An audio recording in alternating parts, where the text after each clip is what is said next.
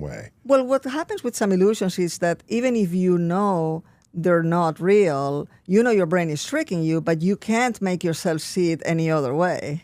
So there's a disconnect. There can be a disconnect in illusions. How are you able to manipulate our senses?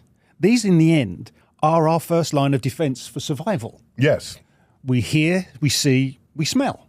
And taste and And touch. we're so easily fooled.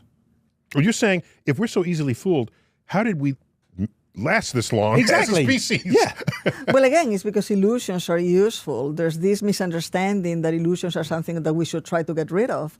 But in fact, illusions make us faster and more able to You got to explain to me survive. how Yeah. not seeing reality as it is somehow to our survival benefit. Well, for one, seeing reality exactly as it is, we don't have the neural machinery that can do that.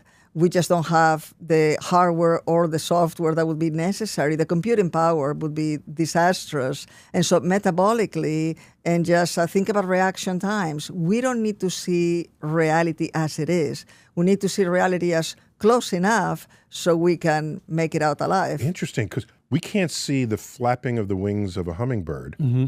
But if we did, that would require much more processing power in our brain and in our eyes. So we need upgrades. But I guess that was not important to our survival. Exactly. You don't, maybe if you're a hummingbird, that would be important to your survival to see another hummingbird. See, we've created our own simulation in a certain sense. Don't say that. That's Why not? scary. I know, but You're that's, scaring me. you know what, cross the road. You're saying our version of reality is our own simulation. It is a construct. You're Construct, absolutely that's correct. the better word. Yeah, well, I like the word simulation too. Yes. And that because we're making it up. We construct more than reconstruct. We take little bits and pieces of the information that comes in and we make up a whole lot of the rest. So we do create a grand simulation. You put it that way, it makes me wonder, we get bits and pieces of reality that if they don't otherwise make sense, we try to make sense out of it. And the sense making can be fraught with all kinds of error. The brain is a storyteller. We tell ourselves stories about what's happening. It may have nothing to do with reality. And magic is a great example of connecting cause and effect in a way that is not true. Wow. I know. So if that's the That's case... so succinct. Of course. I have nothing else to add to this whole show. She just... You're not getting off that lightly. Sit still.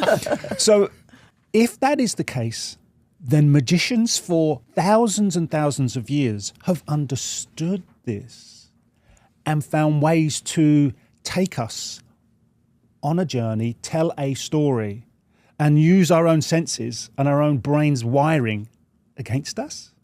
Well, magicians are not using any type of neural pathways that we don't use otherwise. So they're sort of hacking into our brains, but so do all artists. When we see, a painting, a masterpiece, or we listen to music, all of these artists and creators are hacking into our brain, so to speak, to produce certain sensations, certain emotions, and magicians are great manipulators of our attention and our awareness.